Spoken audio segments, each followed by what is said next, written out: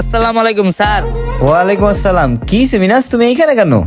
Sir আমাদের ওই সাইডের ভিতরে কাম করতেছিলাম, তারপরে ইট উঠানোর সময় আমি দুইটা মোবাইল পাইছি, তার জন্য আমি আপনার কাছে নিয়ে আসলাম। ও আচ্ছা আচ্ছা, আয় হ্যাঁ, এটা তো আইফোন। আর এইটাও তো একটা স্মার্টফোন দেওয়া যায়। এগুলো তো অনেক দামি দামি ফোন। এগুলো তুমি আমার কাছে নিয়ে এসো কে? তুমি তো চাইলে বেঁচে যেতে পারতা।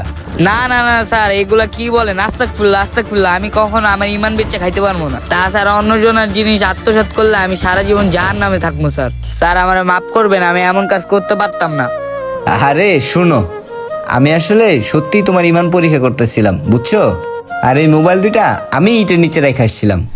কি বলেন স্যার, আপনি রেখেছিলেন কেন?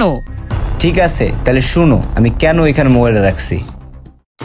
আচ্ছা সিফাত, জি স্যার। কয়দিন যাবত দেখতাছি যে আমার সাইডে থেকে মনে করো রড চুইতেছে, আবার ওদিন এক বস্তা সিমেন্ট চুরি হয়ে গেল গা। হ্যাঁ, এরকম